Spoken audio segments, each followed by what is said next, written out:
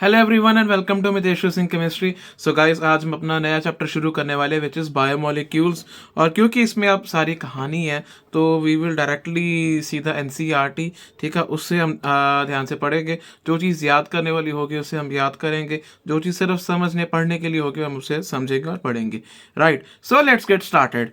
सबसे पहले हम शुरू करते हैं बेटा, बायोमोलिक्यूल्स हमारे होते क्या हैं। ठीक है, होते क्या हैं भाई बायोमोलिक्यूल्स। देखो, आपके ना जितने भी बायोलॉजिकल सिस्टम में जितने भी ऐसे मॉलिक्यूल्स हैं जिनको आप स्टडी करते हो, ठीक है, आपके केमिकली सिस्टम में क्या क्या चेंजेस आ रही हैं, ठीक है, बायोलॉजिकल सिस्टम में, उसको आप बोलते हो, ऐसी ब्रांच ऑफ केमिस्ट्री को बोलते हो बायोकेमिस्ट्री। क्या बोलते हो? बायोकेमिस्ट्री। इसमें आपके बहुत सारे molecules like carbohydrates, proteins, nucleic acids, lipids, ये सारे के सारे आपके बायोकेमिस्ट्री का पार्ट आ जाते हैं। और ये सारे मॉलिक्यूल्स को हम बोलते हैं बायोमॉलिक्यूल्स। राइट, सबसे पहले हम बात करें कार्बोहाइड्रेट्स की। कार्बोहाइड्रेट्स जो है हमारे पास, ये सबसे पहले हमें मिलते हैं फ्रॉम प्लांट से। ठीक है, और ये आपके सबसे large group of naturally occurring organic compounds हैं। ठीक है, इसमें एक चीज़ मैं आपको पहले बता दूं कि आप अपनी एनसीईआरटी को साथ में लेकर चले। राइट, और उसमें साथ साथ हाईलाइट करते हैं, जैसे मैंने हाईलाइट की हुई है एनसीईआरटी, सो दैट कि आपको रिवीजन करने में आसानी हो एंड लास्ट में फिर आपको पूरी पूरी कहानी ऐसे पढ़नी ना पड़े। राइट, तो सबसे पहले हम बात कर रहे थे कार्बोहाइड्रेट्स की। तो कार्बोहाइड्रेट्स आपके नेचुरली अकरिंग सब्सटेंसेस है, सबसे ज़्यादा पाए जाते हैं प्लांट्स में, हमें मिलते हैं carbohydrates. For example cane sugar है, ग्लूकोज है, स्टार्च है। ठीक है, तो केन शुगर से गन्ना हो गया, गन्ने से ग्लूकोज से, स्टार्च से हमें मिलती है। ठीक है, इनका जनरल फॉर्मूला होता माना जाता था CxH2O। ठीक है, CX और H2O, ये माना जाता था इनका जर्नल फॉर्मूला। और इनको कहते थे कि ये हाइड्रेट्स हैं कार्बन के, हाइड्रेट्स ऑफ कार्बन, जिस वजह से इनका नाम कार्बोहाइड्रेट पड़ा, हाइड्रेट्स ऑफ कार्बन। ठीक है, और इस क्राइटेरिया में आपका कुछ मॉलिक्यूल्स तो सही साबित हुए, जैसे फॉर एग्जांपल ग्लूकोज है C6H12O6, वो इस कैटेगरी में बिल्कुल ठीक आता है। ये C6 और H2O6 इस कैटेगरी में फॉल करता है। बट सारे के सारे कंपाउंड जो इस कैटेगरी में फॉल करते हैं हम उसको कार्बोहाइड्रेट्स नहीं बोल सकते। For example acetic acid CH3COOH, वो भी इस फॉर्मूले में आराम से बैठता है, C2H2O ट्वाइस। एसिटिक एसिड भी बैठता है, but acetic acid is not at all a biomolecule. ठीक है, and more over it is not a carbohydrate. ठीक है, और सिमिलरली आपका एक और है कार्बोहाइड्रेट, रैमनोस बोलते हैं इसे, RHAMNOS, रैमनोस। इसका फॉर्मूला है C6H12O5। ठीक है, ये भी ये आपका कार्बोहाइड्रेट है, पर अब ये कहानी है, ये आपके जो जनरल फॉर्मूला उसमें नहीं बैठता। ठीक है, तो ये जो आपका कहानी थी फिर ये बाद में रद्द की गई। ठीक है, फिर आपने कहा कि भाई हमें बता तो दो कि कार्बोहाइड्रेट्स है क्या। तो कार्बोहाइड्रेट्स वो है, they are defined as optically active polyhydroxy aldehydes and ketones. They are optically active, number one. ठीक है, they are optically active, then they are polyhydroxy aldehyde और कीटोन। एक तो इसमें पॉलीहाइड्रोक्सी यानी कि इसमें आपके पास OH ग्रुप ज़्यादा लगे होंगे, मल्टीपल लगे होंगे, दो से ज़्यादा होंगे, 3 4 5 6 7 ऐसे ज़्यादा आपके पास अल्कोहल्स होंगे। और ये एक इनमें एल्डिहाइड या कीटोनिक फंक्शनल ग्रुप ज़रूर होगा ही होगा। ठीक है, या होगा या अगर इनकी हाइड्रोलिसिस करें तो हमारे पास इस तरह के पॉलीहाइड्रोक्सी एल्डिहाइड या कीटोन मिले। या तो स्ट्रक्चर में ऑलरेडी प्रेजेंट हो पॉलीहाइड्रोक्सी एल्डिहाइड या कीटोन, या फिर हमें हाइड्रोलिसिस पर पॉलीहाइड्रोक्सी कीटोन या एल्डिहाइड हमें मिले। ठीक है, तो इस ऐसे कंपाउंड्स को हम बोलते हैं कार्बोहाइड्रेट्स। ठीक है, अच्छा, इनमें से कुछ कंपाउंड्स आपके स्वीट इन टेस्ट होते हैं जिनको आप बोल देते हो शुगर। जैसे फॉर एग्जांपल हमारे घर में यूज़ होती है सुक्रोस। ठीक है, हमारे घर में सुक्रोस यूज़ होती है, जो मिल्क में पाई जाती है, उसे हम बोलते हैं लैक्टोस। ठीक है, फिर एक कार्बोहाइड्रेट्स को इस वजह से आप सैकराइड्स भी बोलते हो। सैकराइड का मतलब होता है शुगर। ठीक है, अब बात करते हैं क्लासिफिकेशन ऑफ कार्बोहाइड्रेट्स। आपको कार्बोहाइड्रेट्स को किस तरह से क्लासीफाई कर सकते हो? सबसे पहले है on the basis of behaviour of hydrolysis, उनकी जब हम हाइड्रोलिसिस करते हैं तो उनका कैसा बिहेवियर हमें मिलता है, ठीक है। उनके बेसिस पे हम तीन क्लासेस में इसको क्लासीफाई कर सकते हैं। Number 1 is monosaccharide, oligosaccharides and polysaccharides. Monosaccharide में क्या होते हैं, जिनको आप फर्दर हाइड्रोलाइज कर ही नहीं सकते, ठीक है। मतलब ये सबसे सिंपलर आपका यूनिट है पॉलीहाइड्रोक्सी एल्डिहाइड या कीटोन, ठीक है। ये सबसे सिंपलर यूनिट है आपका, ठीक है। और आपके पास नेचर में 20 मोनोसेक्राइड नोन है, ठीक है। फॉर एग्जांपल ग्लूकोज हो गया, फ्रक्टोज हो गया, राइबोस हो गया। देन आपके पास आते हैं ओलिगोसेक्राइड्स, ऐसे कार्बन जिनकी ऐसे कार्बोहाइड्रेट्स जिनकी हाइड्रोलिसिस करें तो हमारे पास 2 से लेके 10 मोनोसेक्राइड यूनिट आ जाए। 2 से 10 मोनोसेक्राइड यूनिट अगर आ रहे हैं हाइड्रोलिसिस पे, उनको आप बोलते हैं ओलिगोसेक्राइड्स। इनकी फर्दर क्लासिफिकेशन होती है एक disaccharides, trisaccharides, tetrasaccharides and so on so forth. मतलब डाइसेक्राइड है अगर 2 यूनिट आ रहे हैं हाइड्रोलिसिस पे, ट्राई है अगर 3 आ रहे, टेट्रा अगर 4 आ रहे। सबसे ज़्यादा आप इसमें स्टडी करोगे जो आप इस चैप्टर में भी देखोगे, दे आर डाइसेक्राइड्स, ठीक है। डाइसेक्राइड्स आप सबसे ज़्यादा स्टडी करोगे, ठीक है। और ज़रूरी नहीं है कि आपके जो मोनोसेक्राइड यूनिट आ रहे हैं उनकी हाइड्रोलिसिस के ओलिगोसेक्राइड्स की हाइड्रोलिसिस से तो वो सेम ही हो। वो सेम भी हो सकते हैं, वो डिफरेंट भी हो सकते हैं, ठीक है। सेम भी हो सकते हैं, डिफरेंस भी हो सकते हैं। फॉर एग्जांपल सुक्रोस है आपका, सुक्रोस के जब हाइड्रोलिसिस करते हैं तो हमारे पास अलग अलग मिलते हैं। एक मिलता है हमें ग्लूकोज का मॉलिक्यूल, एक मॉलिक्यूल हमें मिलता है फ्रक्टोज का मॉलिक्यूल, राइट। बट अगर मैं माल्टोज की हाइड्रोलिसिस करूं तो माल्टोज की हाइड्रोलिसिस करने से मेरे को सिर्फ 2 मॉलिक्यूल्स ऑफ ग्लूकोज ही मिलते हैं, ठीक है। सो इससे ये एक आप बैरियर नहीं लगा सकते ओलिगोसेक्राइड्स की हाइड्रोलिसिस पे। सेम तरह के मोनोसेक्राइड्स ही हों, अलग अलग भी हो सकते हैं, सेम भी हो सकते हैं, हम आगे पढ़ेंगे। नेक्स्ट है हमारे पास पॉलीसेक्राइड्स। पॉलीसेक्राइड्स में क्या होता है, आपके large number of monosaccharide units जिसमें निकलते हैं हाइड्रोलिसिस में, यानी इसमें आपके पास लार्ज नंबर मतलब 10 से ज़्यादा अगर आपके पास मोनोसेक्राइड यूनिट्स निकल रहे हैं हाइड्रोलिसिस पे, उनको आप बोलते हो पॉलीसेक्राइड्स। जैसे स्टार्च हो गया, सेलुलोज, ग्लाइकोजन, गम्स, ठीक है। और ये पॉलीसेक्राइड जो है they are not sweet in taste, ये मतलब मीठे नहीं होते टेस्ट में, ठीक है, कड़वे से होते हैं। सो इनको आप नॉन शुगर भी बोलते हैं, ये आपकी शुगर की कैटेगरी में नहीं आते, ठीक है। अच्छा, कार्बोहाइड्रेट्स के अगर आप दूसरी तरीके से क्लासिफाई करना हो तो आप इसको, एक और तरीका होता है क्लासिफाई करने का जिसको आप बोलते हो रिड्यूसिंग या नॉन रिड्यूसिंग शुगर, रिड्यूसिंग या नॉन रिड्यूसिंग शुगर। ऐसे कार्बोहाइड्रेट्स जो आपके फेलिंग सोल्यूशन या टॉलरेंस रिएजेंट को रिड्यूस कर दें, उनको आप क्या बोलोगे, रिड्यूसिंग शुगर। क्या बोलोगे, रिड्यूसिंग शुगर, ठीक है। और जो मोनोसेक्राइड्स मतलब जितने भी आपके पास मोनोसेक्राइड्स है जहाँ पे एल्डोज है या कीटोस है, यानी एल्डिहाइड या कीटोनिक फंक्शनल ग्रुप है जहाँ पे, they all are reducing sugar. इसके अलावा जो मतलब ये आपको टॉलरेंस या फेलिंग सोल्यूशन जो नहीं रिड्यूस करते, they are not categorized as reducing sugar, ठीक है। और डाइसेक्राइड्स में अगर आपका reducing group of monosaccharide aldehydic या कीटोन ग्रुप जो है वो बॉन्डेड है, अगर तो फ्री है तो फिर रिड्यूसिंग शुगर है। पर डाइसेक्राइड में अगर आपका मोनोसेक्राइड में उनके जो मोनोसेक्राइड्स बनेंगे उनके, तो वहाँ पे एल्डिहाइड या कीटोनिक फंक्शनल ग्रुप जो है अगर वो बॉन्डेड है तो वो नॉन रिड्यूसिंग शुगर है, जैसे कि सुक्रोस। क्योंकि उनका क्या होगा, एल्डिहाइड या कीटोन जो है वो बॉन्डेड है, वो फ्री नहीं है हमारे पास, जिस वजह से वो टॉलरेंस या फेलिंग सोल्यूशन की रिडक्शन कर पाए, ठीक है। तो सबसे पहले हम बात करेंगे मोनोसेक्राइड्स की। मोनोसेक्राइड्स क्या होते हैं, मोनोसेक्राइड्स के आगे फर्दर क्लासिफिकेशन होती है on the basis of number of carbon atoms and functional group present in them, ठीक है। अगर तो उनमें एल्डिहाइड फंक्शनल ग्रुप है तो उन्हें बोलोगे एल्डोस। अगर उनमें कीटो फंक्शनल ग्रुप है, कीटोन है, ठीक है, तो उन्हें बोलोगे कीटोस, यानी कि एल्डिहाइड वाले को एल्डोस, कीटो है तो कीटोस। और अगर नंबर ऑफ कार्बन आइटम्स के बेसिस पे देखें तो अगर 3 है तो ट्राई, 4 है तो टेट्रा, 5 है तो पेंट, 6 है तो हेक्स, 7 है तो हेप्ट। यानी 3 है तो ट्राइओस, टेट्रोस, पेंटोस, हेक्सोस, हेप्टोस, ठीक है। और अगर एल्डिहाइडिक है तो एल्डोट्राइओस, एल्डोटेट्रोस, एल्डोपेंटोस। कीटोन है तो कीटोट्राइओस, कीटोटेट्रोस, कीटोपेंटोस, ठीक है। सो अब बात करते हैं सबसे इंपॉर्टेंट हमारे जो मॉलिक्यूल्स है मोनोसेक्राइड के, विच इज ग्लूकोज। बड़ा कॉमनली हम देखते हैं, बड़ा फ्रीली मिलता है हमें नेचर में, और कंबाइंड फॉर्म में भी फ्रीली भी हमें ग्लूकोज मिलता है नेचर में।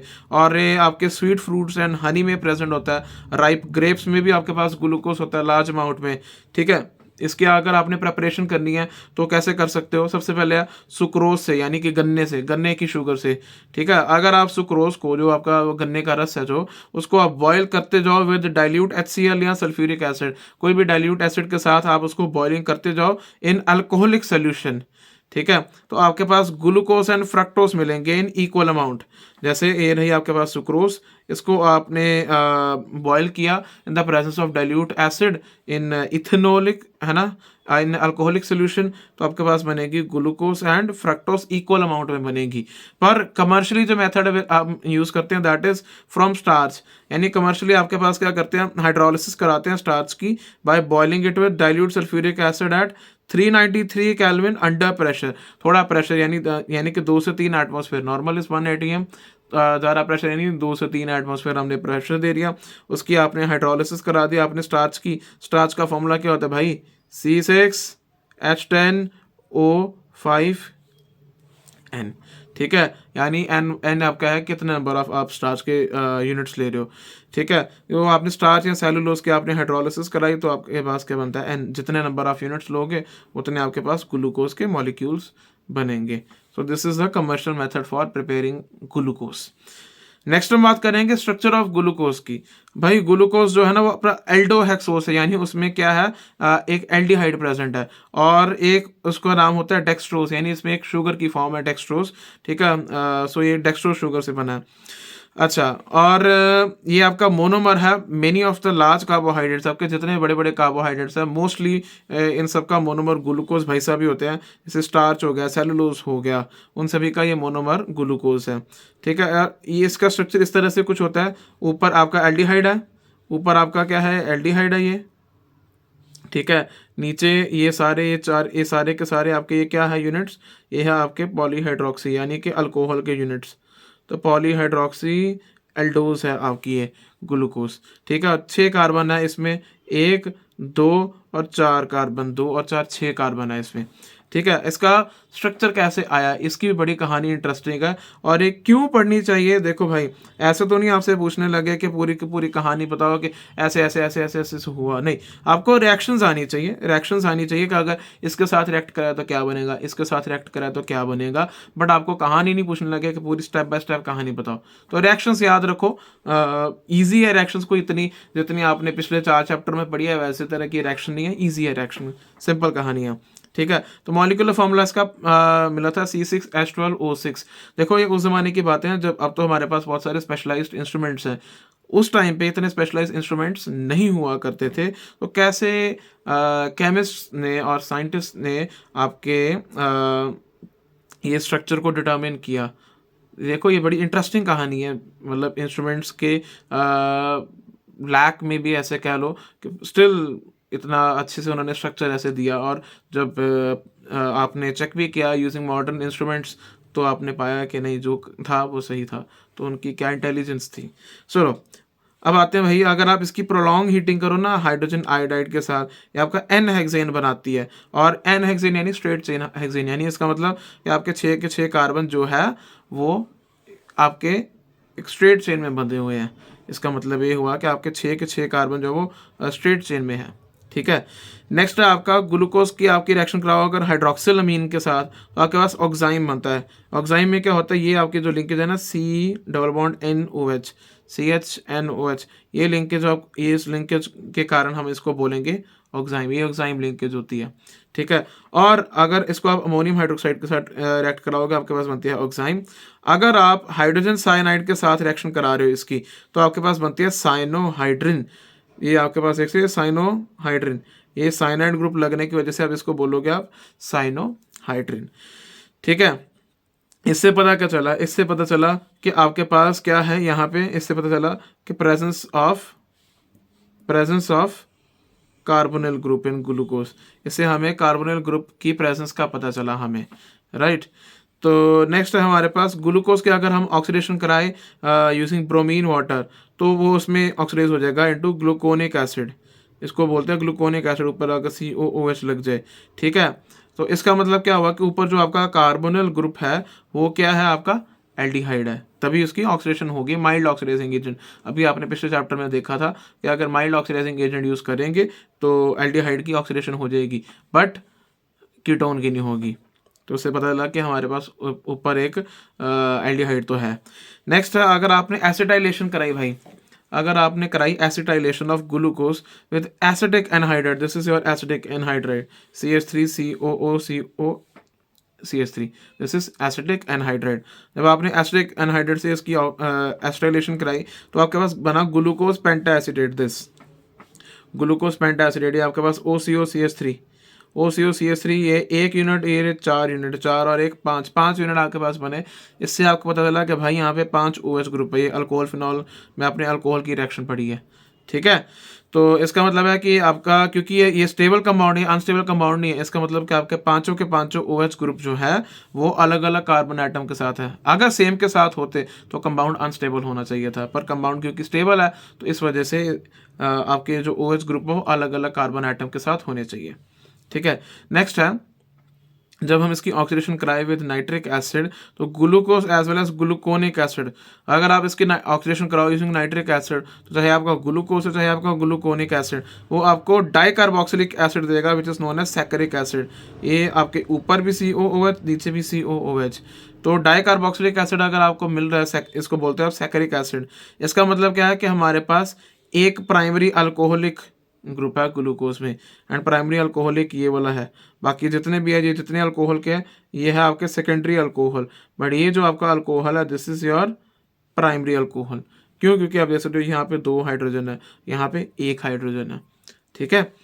तो एग्जैक्ट जो आपकी स्पेशल अरेंजमेंट कैसे कैसे OH के कैसे आई वो तो आप बड़ी क्लासेस में देखोगे, ठीक है। वो दी थी फिशर सर ने दी थी इसकी एग्जैक्ट स्ट्रक्चर के OH की पोजीशनिंग कैसे कैसे होनी चाहिए, ठीक है। उसकी बहुत सारी प्रॉपर्टीज़ होती हैं, ये आपने जस्ट बेसिक देखा कि मोटा मोटा कि आपके पास इस तरह का स्ट्रक्चर कैसे बना, ठीक है। तो ये जो आप फर्स्ट वाली देख रहे हो स्ट्रक्चर, इसको आप बोलते हो ग्लूकोज। ये सेकंड वाला जो है आपका उसको बोलते हो ग्लूकोनिक एसिड, थर्ड वाला इज योर सैकरिक एसिड, ठीक है। फर्क क्या है, ग्लूकोज में ऊपर CHO नीचे CH2OH है, ठीक है। ग्लूकोनिक में ऊपर COOH नीचे CH2OH है, सैकरिक में दोनों तरफ COOH है, ठीक है। तो ये आपका है ग्लूकोज का structure, gluconic acid and saccharic acid का स्ट्रक्चर, ठीक है। तो अगर मैं ग्लूकोज की अगर नामकरण करूं तो एग्जैक्टली आपका नामकरण अकॉर्डिंग टू जो भी उसकी स्टीरियोकेमिकल प्रॉपर्टीज़ हैं तो उसके बेसिस पे है D+ ग्लूकोज। अभी D का मतलब क्या है ये बहुत इंपॉर्टेंट है। D एंड L जो है आपके ये आपके कॉन्फ़िगरेशन बताते हैं, और ये जो प्लस है ये बताता है कि सोल्यूशन आपका डेक्स्ट्रो रोटेटरी है। स्टार्टिंग में हमने देखा था कार्बोहाइड्रेट्स क्या है, ऑप्टिकली एक्टिव कंपाउंड्स हैं, ठीक है। तो याद रखना D एंड L, जो कैपिटल D एंड L है, कैपिटल D एंड L है, इनका कोई भी रिलेशन नहीं है विद ऑप्टिकल एक्टिविटी, इनका कोई रिलेशन नहीं है। इनकी कहानी क्या है वो हम अभी देखेंगे। इनकी कहानी देखते हैं हम पहले D एंड L कॉन्फ़िगरेशन की। होता क्या भाई, जो आपके D एंड L है ना, बिफोर एनी कंपाउंड के नेम हम उसके लिए लगाते हैं, उसका मतलब क्या है कि भाई किसी कोई स्टीरियो आइसोमर है आपके पास, उसके विद रिस्पेक्ट टू किस तरह आपके पास जो नया मॉलिक्यूल है वो आपको दिख रहा है, ठीक है। मोटा मोटा मैं आपको बताऊं, ठीक है, मोटा मोटा अगर बताऊं कार्बोहाइड्रेट्स में क्या होता है कि आप उसको कंपेयर करते हो विद ग्लिसरॉल्डिहाइड, ठीक है। आप ग्लूकोज का स्ट्रक्चर का कंपेयर करते हो विद ग्लिसरॉल्डिहाइड। ग्लिसरॉल्डिहाइड में क्या होता है आपके पास एक सिमेट्रिक कार्बन आइटम है और एसिमेट्रिक कार्बन है, सॉरी एसिमेट्रिक कार्बन आइटम है, और ये 2 एनाइसोमेरिक फॉर्म में एक्सिस्ट करता है, एक यहाँ पे एक यहाँ पे। फ़र्क क्या है सर इन दोनों में, यहाँ पे है OH राइट साइड पे, यहाँ पे OH है लेफ्ट साइड पे, ठीक है। तो अगर मोटा मोटा बात बताऊँ अगर आपको, अगर आपका OH जो है राइट साइड पे है, OH आपका राइट साइड पे है उसको आप बोलते हो D, अगर आपका OH लेफ्ट साइड पे है उसको आप बोलोगे L, ठीक है। यानी जो आपका ये इस तरह से कई बुक्स में ऐसा भी है कि आपका जो प्लस वाला है प्लस साइन प्लस आइसोमर वाला जो कंपाउंड है उसको D बोलते हैं, माइनस वाला जो है उसको आप L बोलते हो, ठीक है। पर ये माइनस वाला जो है ये है आपका फॉर ये उनकी है ऑप्टिकल एक्टिविटी के बारे में बताता है, बट ये जो ब्रैकेट वाला ब्रैकेट वाला को कई बोलते हैं DNL, पर इसको शॉर्ट में याद रखना हो भाई, शॉर्ट में याद रखना है तो OH अगर आपका राइट साइड में है तो D, यहाँ पे OH राइट साइड पे है। एसिमेट्रिक कार्बन का OH अगर राइट साइड पे है, एसिमेट्रिक कार्बन का OH अगर लेफ्ट साइड पे है तो उसको क्या बोलेंगे, L बोलेंगे। तो भाई ये तो था ग्लिसरॉल्डिहाइड की कहानी। बट मैं ग्लूकोज के ऊपर कैसे असाइन करूं, तो उसको असाइन करने के लिए ना आप देखते हो लोएस्ट एसिमेट्रिक कार्बन एटम। देखो ये है आपके पास ग्लूकोज, मैं इसको थोड़ा जूम इन करूं, ये है आपके पास ग्लूकोज, ठीक है। कार्बन एटम आपका ये भी एसिमेट्रिक हो सकता है, ये भी हो सकता है, ये भी हो सकता है, ठीक है। पर आप लोगे लोवेस्ट, सबसे लोवेस्ट वाला एसिमेट्रिक कार्बन, ये तो बिल्कुल नहीं है, ये एसिमेट्रिक कार्बन नहीं है। तो लोवेस्ट एसिमेट्रिक कार्बन क्या है, ये वाला कार्बन, ठीक है। अब इसको आप कंपेयर करो, इसको आप कंपेयर करो विद ग्लिसरॉल्डिहाइड। यहाँ पे भाई OH है आपका राइट साइड पे, तो आपका डी ग्लिसरॉल्डिहाइड। अगर आपका OH है यहाँ पे भी राइट साइड पे लास्ट एसिमेट्रिक कार्बन का, तो इसलिए हम इसको भी क्या बोलेंगे, D glucose. So D, capital D and capital L का मतलब क्या है, अगर कैपिटल डी का मतलब है आपका OH जो ग्रुप है आपका, जो आपका OH ग्रुप है of asymmetric carbon atom, asymmetric carbon atom बड़े मॉलिक्यूल है, तो हम लास्ट वाला जो एसिमेट्रिक कार्बन एटम होगा अगर वो राइट हैंड साइड पे है, राइट हैंड साइड पे है तो हम बोलेंगे उसे डी। और लेफ्ट के लिए अगर मैं कहूँ एल, एल किसके लिए है, अगर आपका लेफ्ट हैंड साइड पे है, सीधी सी बात, L for left, L for अगर आपका OH लेफ्ट साइड पे है, सीधा सीधी सी बात, ठीक है। चलो चलो जी, आगे हम देखते हैं भाई आपके बाकी जो एसिमेट्रिक कार्बन एटम है ना, उनको आप कंपैरिजन में यहाँ पे नहीं लोगे, इसको नहीं लोगे, इसको नहीं लोगे, इसको नहीं लोगे, सिर्फ इसी को लोगे, ठीक है। और इसका स्ट्रक्चर आप इस तरह से लिखोगे, ग्लूकोज का स्ट्रक्चर, कि आपका जो मोस्ट ऑक्सीडाइज्ड कार्बन है ना, यहाँ की यानी कि सबसे ज़्यादा ऑक्सीडेशन किसकी हुई है, यहाँ पे सारे तो है अल्कोहल्स, ठीक है। अल्कोहल के बाद ऊपर ऑक्सीडेशन अगर होती है तो क्या बनता है हमारे पास, एल्डिहाइड। तो जो आपका मोस्ट ऑक्सीडाइज्ड वाला जो कार्बन एटम है यहाँ पे, जैसे CHO है, उसको हम टॉप पे लिखें, उसको हम टॉप पे लिखते हैं। तो सीधी सी बात, कंपैरिजन करने के लिए आपने लास्ट एसिमेट्रिक कार्बन के साथ आपने देखना है ग्लिसरॉल्डिहाइड के साथ, ठीक है। OH आपका राइट साइड में है, तो राइट साइड वाला OH अगर हो ग्लिसरॉल्डिहाइड में, उसको बोलते हैं डी ग्लिसरॉल्डिहाइड। अगर ग्लूकोज में भी राइट साइड में है तो उसको भी हम बोलेंगे डी ग्लूकोज, ठीक है। अब बात करते हैं साइक्लिक स्ट्रक्चर। ये तो आपने देखा लीनियर स्ट्रक्चर, ठीक है, पर साइक्लिक स्ट्रक्चर भी होता है इसका। आप जनरली जो स्ट्रक्चर देखोगे तो साइक्लिक फॉर्म में देखोगे, क्यों, क्योंकि ये जो आपका जो ऊपर वाला ओपन चेन स्ट्रक्चर है ना, उसने बहुत सारी इसकी प्रॉपर्टीज बताई नो डाउट। बट कुछ ऐसे चीज़ें हैं जो ओपन स्ट्रक्चर आपके बारे इस ग्लूकोज की प्रॉपर्टीज के बारे में नहीं बता पाया। नंबर 1, आपको पता है ऊपर एल्डिहाइड है, ठीक है। तो एल्डिहाइड है तो उसको शिफ्ट रिएजेंट के साथ पॉजिटिव टेस्ट देना चाहिए था, ठीक है, या उसको हाइड्रोजन सल्फाइड एडिशन प्रोडक्ट देना चाहिए था विद NaHSO3, पर वो तो दे ही नहीं रहा। जब इसका टेस्ट करते हैं शिफ्ट रिएजेंट के साथ तो आपका रिस्पॉन्स ही नहीं शो होता, वो एल्डिहाइड के साथ जो बनना चाहिए था प्रोडक्ट वो बनता ही नहीं है, ठीक है। फिर जो आपका पेंटा एसिटेट है ग्लूकोज का, ठीक है, आपका पेंटा एसिडेट थे ना 5 एसिडेट जो लग गए थे, है ना, तो वो भी रिएक्ट नहीं करते हाइड्रोक्सिल अमीन के साथ, वो भी रिएक्ट नहीं करते हाइड्रोक्सिल अमीन के साथ। इसका मतलब है कि भाई आपके पास जो फ्री एल्डिहाइड वाला ग्रुप है वो तो नहीं है, ठीक है, फ्री CHO ग्रुप नहीं है, ठीक है। अच्छा, फिर ग्लूकोज को इसका जो आपने फॉर्म्स देखी ना, तो आपने पाया कि भाई आपके पास 2 क्रिस्टलाइन फॉर्म्स में अवेलेबल होता है, अल्फा एंड बीटा।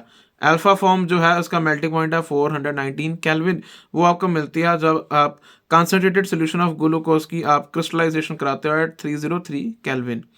और बीटा फॉर्म जिसका मेल्टिंग पॉइंट है 423 केल्विन, वो आपको मिलता है जब आप उसका hot and saturated aqua solution को क्रिस्टलाइज कराते हो एट 371 केल्विन। यानी कि टेम्परेचर क्रिस्टलाइजेशन के टेम्परेचर से आपके पास अलग अलग तरह के क्रिस्टल बनते हैं अल्फा एंड बीटा फॉर्म। ये होती क्या है, तो पर उन पर जाने से पहले हम देखेंगे सबसे पहले कि हमारे पास ये साइक्लाइजेशन हुई कैसे, ठीक है। तो साइक्लाइजेशन हुई कैसे, हुआ क्या भाई, ये था आपके पास ग्लूकोज ओपन चेन स्ट्रक्चर। होता क्या है, यहाँ पे डबल बॉन्ड है ना, तो ये ऑक्सीजन अपनी तरफ खींचेगा, ये लास्ट वाला ऑक्सीजन है ना, ये बड़ा दयावान है, ये पहले वाले जो कार्बन आइटम है ना एल्डिहाइड का, उसके साथ ऐसे बॉन्ड बना लेगा, ठीक है, उसके साथ बॉन्ड बना लेगा, तो आपके पास कुछ इस तरह से बन जाएगा। ठीक है। कुछ इस तरह से यहाँ जैसे यहाँ पे बना है, ऐसे ऑक्सीजन इस तरह से आपके पास लिंक हो जाता है। ये जो आपके पास लिंकेज होती है, इससे आपके पास क्या बनता है, हेमी एसिटल। क्या बनता है, हेमी एसिटल। आपने पहले भी पढ़ा हुआ है पिछले चैप्टर्स में, इस तरह की उसकी जो उसका स्ट्रक्चर होता है हेमी एसिटल का।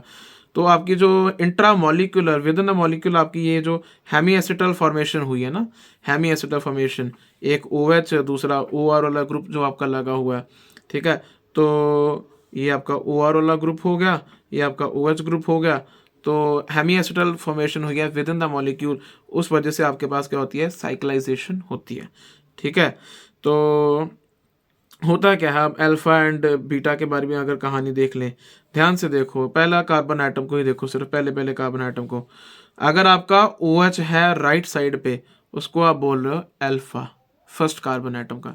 अगर आपके फर्स्ट कार्बन आइटम का OH है लेफ्ट साइड पे, उसको आप क्या बोल रहे हो, बीटा। तो सिर्फ एक कार्बन की पोजीशन की वजह से उसका मतलब उसकी कॉन्फ़िगरेशन चेंज हो रही है।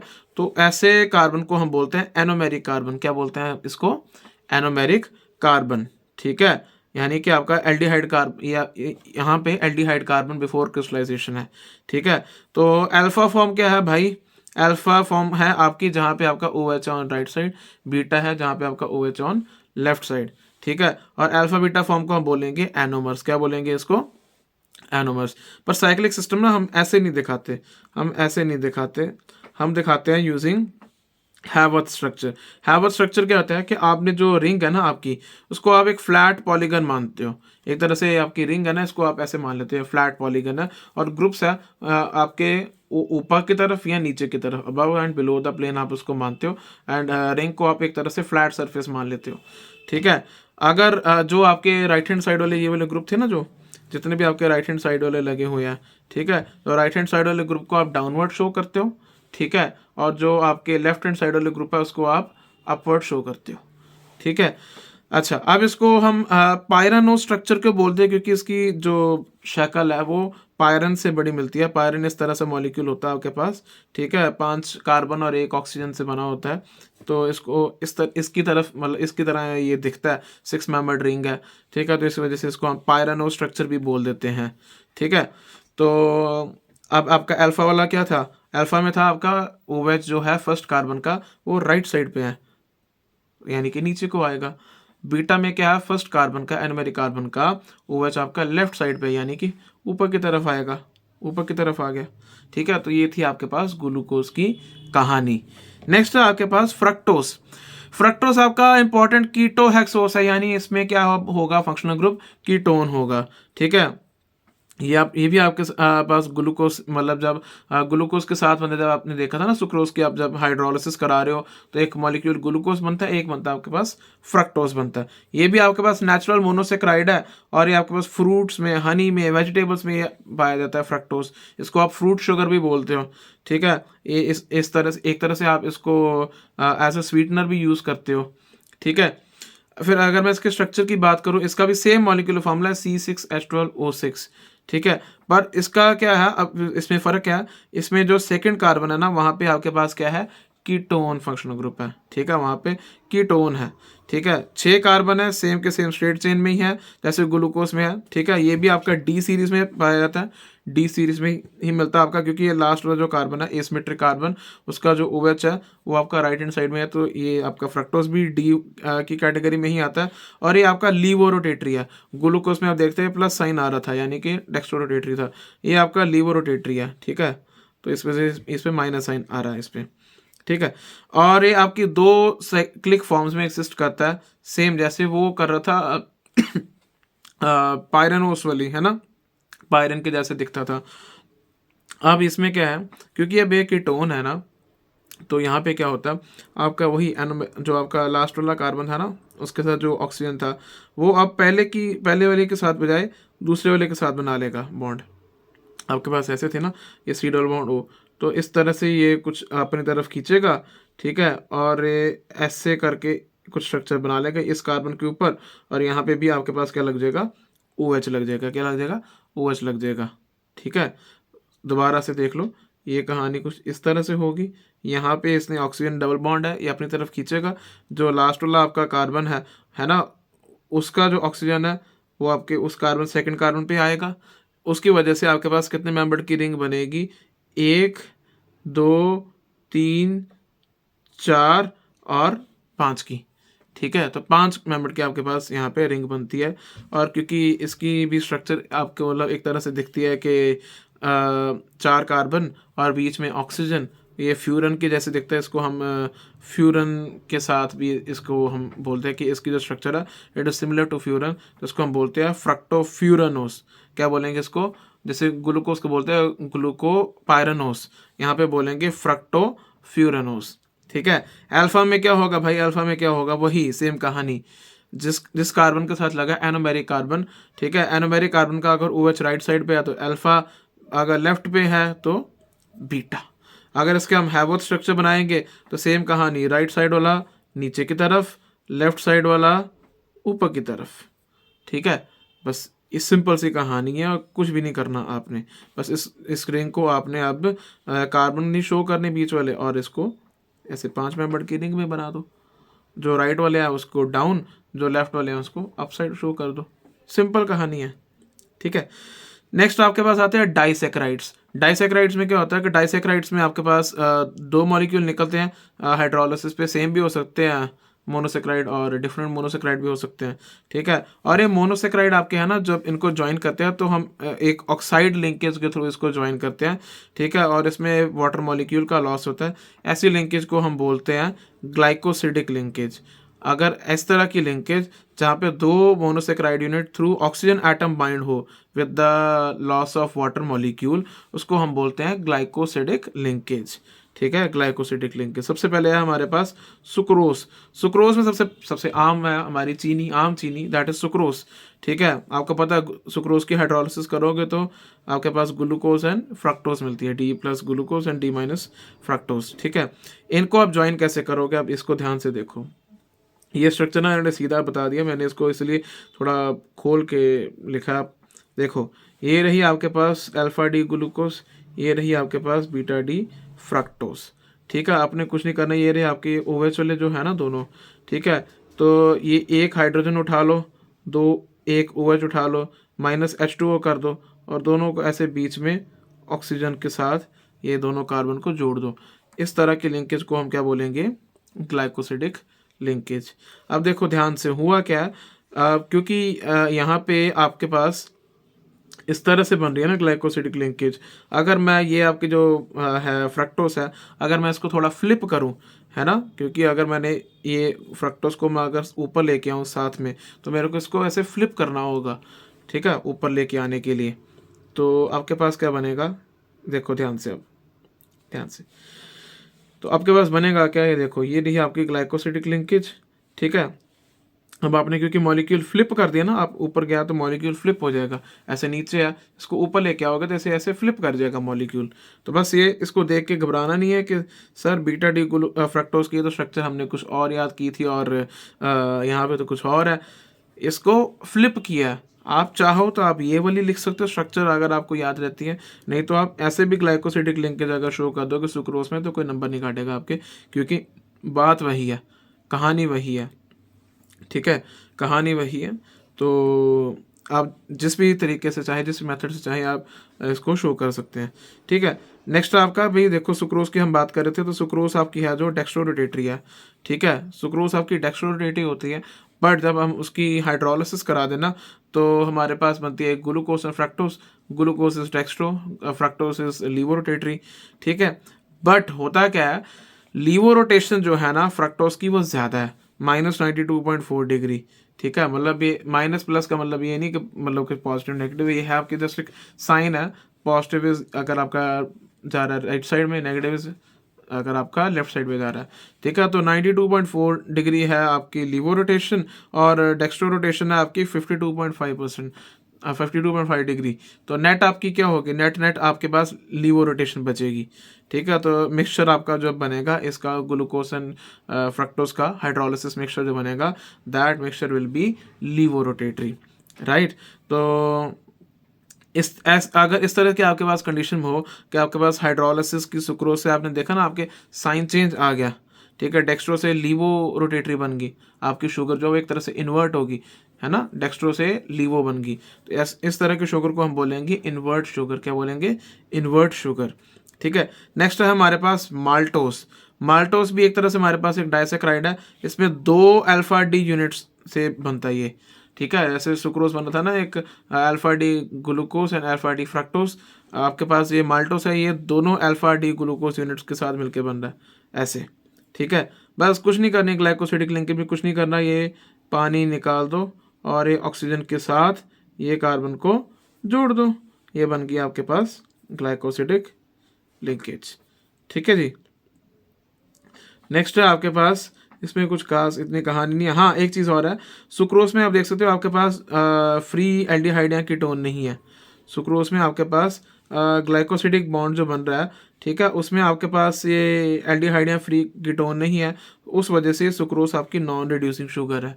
निकाला ना, सुक्रोज आपकी नॉन रिड्यूसिंग है। ठीक है। पर यहाँ पे आप देख सकते हो, यहाँ पे जो आपका फर्स्ट वाला जो कार्बन आइटम है एक अल्फा डी ग्लूकोज का, वो फ्री है, तो OH से दोबारा ऑक्सीडेशन करा के हम उसको एल्डिहाइड में कन्वर्ट कर सकते हैं, और ये फ्री है, ये की बॉन्डिंग में पार्टिसिपेट नहीं कर रहा। ठीक है। इस वजह से ये आपको रिड्यूसिंग प्रॉपर्टी शो करेगा और ये रिड्यूसिंग शुगर है। ठीक है। नेक्स्ट आपके पास lactose. Lactose is your milk sugar. ठीक है। इसमें क्या होता है, बीटा डी गैलेक्टोस और बीटा डी ग्लूकोज के साथ ये बनता है। ये इस ऐसे देख के घबराना नहीं है कि क्या हो रहा है, इसको आपने सीधा यहाँ से देख लो, ये है आपके पास बीटा डी गैलेक्टोस, ये है बीटा डी ग्लूकोज। ठीक है। ये इसका OH निकाला, इसका H निकाला, जिसका मर्जी जो मर्जी निकाल लो, कोई इतनी टेंशन वाली बात नहीं है। ठीक है। तो एक OH निकाला, एक H निकाला, ठीक है, ये ऑक्सीजन एक ये रहा, तो ऐसे जुड़ेगा ना ऊपर, ऐसे कार्बन एटम के साथ जाके लगेगा ना। बस सेम ही यहाँ पे यही किया उन्होंने कि जो ऑक्सीजन है ऐसे ही लगेगा, ऊपर की तरफ जाके लगेगा ना। नीचे का एक आपके पास है हाइड्रोजन, नीचे का हाइड्रोजन, ऊपर का OH। ठीक है। तो अगर एक नीचे से लग रहा ऑक्सीजन तो नीचे जाके ऐसे ऊपर को ही जाएगा ना। तो इस तरह से आपके पास ये यहाँ पे ग्लाइकोसिडिक लिंकेज मिलती है लैक्टोस में। ठीक है। यहाँ पे भी सेम कहानी कि आपका जो C1 यूनिट है आपका, ये आपका फ्री है, इसमें कोई बॉन्डिंग नहीं हो रही। ठीक है। तो ये भी एल्डिहाइड में कन्वर्ट हो सकता है और ये भी आपको रिड्यूसिंग प्रॉपर्टी शो करेगा, इस वजह से ये भी क्या है, रिड्यूसिंग शुगर है। नेक्स्ट हम बात करेंगे पॉलीसेक्राइड्स की। पॉलीसेक्राइड्स में आपके पास large number of monosaccharide units होंगे जो ग्लाइकोसिडिक लिंकेजेस के साथ ज्वाइन होंगे। भाई अब देखो, इसमें आपके पास ये भी नेचर में पाए जाते हैं, ये फूड स्टोरेज या स्ट्रक्चर मटेरियल में काम आते हैं आपके पॉलीसेक्राइड्स। अब काम की बात करें, आपके जो है पॉलीसेक्राइड्स आपके जैसे स्टार्च वगैरह हो गई, ठीक है, तो आप ये स्ट्रक्चर देख के ऐसा घबरा ना जाना, कोई इतना भी कॉम्प्लेक्स स्ट्रक्चर नहीं है। ठीक है। याद रख सकते हो बहुत अच्छी बात है, नहीं याद रख सकते तो थोड़ा सा ट्राई करो कि क्या क्या मतलब मेन चीज़ें हैं उसमें। जैसे स्टार्च में आपका it is your main storage polysaccharide, है ना, मेन स्टोरेज पॉलीसेक्राइड है, ये आपका मोस्ट इंपॉर्टेंट डाइटरी सोर्स है ह्यूमन बींग्स के लिए। स्टार्च में बहुत ज़्यादा इंपॉर्टेंट है हमारे लिए, और ये सीरियल्स में, रूट्स में, ट्यूबर्स में और कुछ वेजिटेबल्स में भी पाया जाता है स्टार्च। ठीक है। ये आपका पॉलीमर है अल्फा ग्लूकोज का, और इसमें 2 यूनिट्स होते हैं, अमाइलोज एंड अमाइलोपेक्टिन। स्टार्च 2 चीज़ों से बना है, अमाइलोज एंड अमाइलोपेक्टिन। अमाइलोज में क्या होगा आपके पास, अमाइलोज इज वाटर सॉल्युबल। ठीक है। अमाइलोसिस नंबर 1 वाटर सॉल्युबल। इसमें होता क्या है, ये आपका 15 से 20% आपकी स्टार्च को कंप्राइज करता है। ये आपकी लॉन्ग अनब्रांच्ड चेन है, अनब्रांच जिसमें कोई ब्रांचिंग नहीं है। 200 से 1000 अल्फा डी ग्लूकोज जो है वो आपके C1 C4 ऐसे ग्लाइकोसिडिक लिंकेज के साथ ऐसे जुड़े हुए हैं। ये आपके ये जो है ना साइन, ये इसका मतलब है कि और भी आगे यूनिट्स लगे हुए हैं सेम तरीके से। ठीक है। तो क्योंकि अल्फा डी ग्लूकोज बोलो, इसको हम अल्फा लिंक भी बोलते थे, अल्फा लिंकेज भी बोल देते हैं सिंप्लिसिटी के लिए। ठीक है।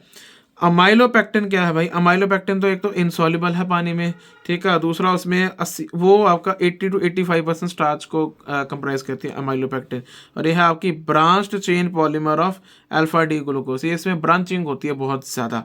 ठीक है। तो आपकी जो चेन तो बनेगी यही C1 C4 यूनिट से ही, पर ब्रांचिंग आपकी होगी C1 C6 यूनिट से। ठीक है। कैसे देख सकते हो, ये लो, ये रही आपके पास अमाइलोपेक्टिन। ठीक है।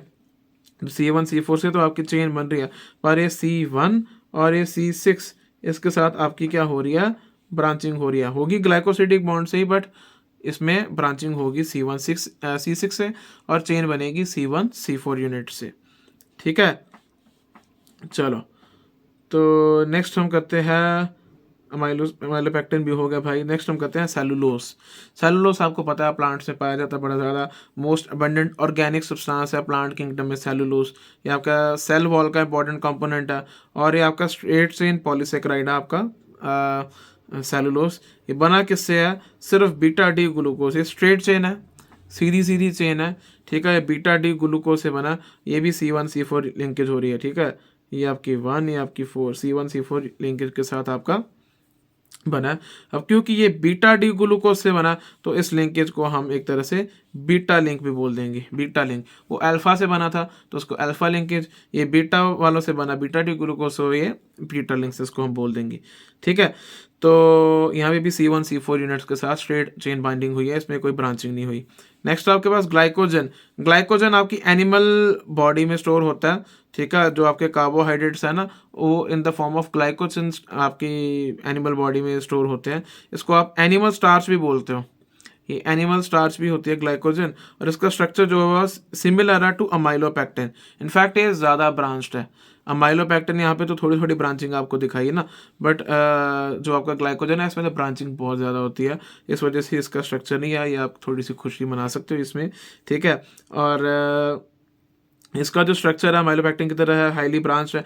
ये लिवर में प्रेजेंट होता है, मसल्स में होता है और ब्रेन में होता है, ठीक है। और जब भी आपकी बॉडी को ग्लूकोज चाहिए होता है, एंजाइम्स आपके ग्लाइकोजन को ब्रेक करके ग्लूकोज बना लेते हैं, ठीक है। तो ग्लाइकोजन को ब्रेक करके ग्लूकोज बनता है, और ग्लाइकोजन आपका यीस्ट और फंजाई में भी आपको मिलता है, ठीक है। तो इतनी सारी हमने कार्बोहाइड्रेट्स की कहानी देखी। तो भाई क्यों पढ़ रहे हैं हम कार्बोहाइड्रेट्स, क्या इंपॉर्टेंस है उसकी? बहुत ज़्यादा इंपॉर्टेंस है कार्बोहाइड्रेट्स की। ये आपके प्लांट्स और एनिमल्स दोनों में ये आपका मेजर पोर्शन है फूड का। ये इंस्टेंट सोर्स ऑफ एनर्जी है। आपके जो आयुर्वेदिक सिस्टम है ना, तो वो बताते थे कि carbohydrates they are instant source of energy, ठीक है। तो ये आपके स्टोरेज मॉलिक्यूल की तरह भी एक्ट करते हैं, like starch in plants, glycogen in animals. Cell wall भी बैक्टीरिया की इनसे बनती है, सेलुलोज से बनती है। बैक्टीरिया प्लांट्स की सेल वॉल। फिर हम फर्नीचर वगैरह वो सेलुलोज से बनाते हैं हम, ठीक है। वो भी सेलुलोज से बनता है। वुड की जो सेलुलोज होती है उससे हम फर्नीचर वगैरह बनाते हैं, ठीक है। हम अपने कपड़े वगैरह जो हैं कॉटन फाइबर, वो भी आपका सेलुलोज से बनता है, ठीक है। आपके बड़े सारे इंडस्ट्रीज ऐसे टेक्सटाइल, पेपर, लिक्विड एंड ब्रीवरीज, यहाँ पे बड़े सारे आपके इंडस्ट्रीज में भी आपका ये एज अ रॉ मटेरियल काम करते हैं कार्बोहाइड्रेट्स, ठीक है। तो आपके 2 एल्डोपेंटोसिस है, जैसे D ribose and 2 deoxy D ribose, ये आप पढ़ोगे आप कल वाले लेक्चर में, विच इज न्यूक्लिक एसिड, उसमें भी पाए जाते हैं। और ये कार्बोहाइड्रेट्स आपके बायोसिस्टम में इतने सारे प्रोटीन्स और लिपिड के साथ कंबाइंड फॉर्म में पाए जाते हैं कि आप मतलब इसके बिना आप दुनिया इमेजिन ही नहीं कर सकते। तो इमेजिनेशन से थोड़ा बाहर आते हुए हम थोड़े क्वेश्चंस करेंगे। तो भाई देखो, पहला क्वेश्चन कह रहे हैं कि ग्लूकोज एंड सुक्रोज वो पानी में सॉल्युबल है। साइक्लोहेक्सेन पर बेंजीन, दोनों देखो, दोनों 6-6 कार्बन है, ठीक है। 6-6 कार्बन यूनिट से बने, मतलब 6 मेंबर्ड रिंग है, सॉरी 6 मेंबर्ड रिंग है दोनों, ठीक है। तो बट साइक्लोहेक्सेन और बेंजीन जो है वो सिंपल वाले, ब्रांच नहीं, सिंपल, वो पानी में इनसॉल्युबल है, ठीक है। पर ग्लूकोज एंड सुक्रोज ये भी 6 मेंबर्ड है, ये पानी में सॉल्युबल है। क्यों? देखो, 2 पॉइंट्स से छोटे छोटे कहानी लिख लो जैसे अपना मन करे, पर पॉइंट बात को समझो हुआ क्या है एक्चुअली। ये नंबर 1 इज OH ग्रुप। देखो, अगर पानी में सॉल्युबिलिटी का एक ही क्राइटेरिया पानी के साथ बनाओ, हाइड्रोजन बॉन्ड। आपके जो साइक्लोहेक्सेन है, बेंजीन, उसमें तो है ही सिर्फ हाइड्रोजन, ऑक्सीजन तो है ही नहीं। पानी के साथ क्या ही हाइड्रोजन बॉन्ड बनाएगा, ठीक है। बड़ा मुश्किल होता है उसके साथ बनाना हाइड्रोजन। और ग्लूकोज और सुक्रोज, इसमें 5 है, इसमें मेरे ख्याल से 8 है OH यूनिट्स, ठीक है, सुक्रोज में। तो इतने OH यूनिट है तो डेफिनेटली भाई हाइड्रोजन बॉन्डिंग तो बनेगी, तो पानी में सॉल्युबिलिटी भी बढ़ेगी। दूसरा, लाइक डिसॉल्व्स लाइक, आपको पता है ये जो ग्लूकोज एंड सुक्रोज है, क्योंकि ऑक्सीजन और हाइड्रोजन दोनों अलग अलग है, उनकी पोलैरिटी डिफरेंस है, तो इस वजह से ये आपके पोलर मॉलिक्यूल है, ये पानी में ये भी सॉल्युबल हो जाएंगे। ऑन द अदर हैंड आपके साइक्लोहेक्सेन और बेंजीन है, उसमें तो पोलैरिटी डिफरेंस इतना है नहीं, तो वो पानी में सॉल्युबल नहीं होंगे, ठीक है। और नेक्स्ट आपका question, what are the expected product of hydrolysis of lactose. बताइए भाई क्या बनेगा? ग्लूकोज और गैलेक्टोज से मिलके बना है, ठीक है। तो D plus glucose, D plus galactose, इनसे मिलके बना आपका लैक्टोज। हाइड्रोलिसिस पे यही होगा, यही निकलेंगे, और क्या निकलेगा। लास्ट आपका ये जो क्वेश्चन है, how do explain the absence of aldehyde group in pentaacetate of D glucose. ये आपने अभी कहानी पढ़ी कि आपके पेंटासिडेट ऑफ डी ग्लूकोज में आपका एल्डिहाइड ग्रुप नहीं है। अभी आपने कहानी पढ़ी, क्यों है, क्या नहीं है, ठीक है। तो इसको आप एज अ होमवर्क ट्राई करें। और नेक्स्ट हम कल करेंगे proteins and all that, amino acids वगैरह, न्यूक्लिक एसिड्स, ठीक है। और सारा नेक्स्ट पोर्शन हम जो है इस चैप्टर का कल ही कंप्लीट कर देंगे। छोटा सा चैप्टर है पर एक कहानी वाला चैप्टर है, थ्योरी वाला है, तो इस वजह से अब इसमें मैं चाहूँगा कि आप एनसीईआरटी से अच्छे से पढ़ें, ठीक है। और कंसेप्ट याद रखें, स्ट्रक्चर्स जो याद रखने वाले मैंने आपको बता दिए उसको याद रखें, ठीक है। एंड अपनी तैयारी अच्छे से करते रहें। All the very best, thank you so much and happy learning.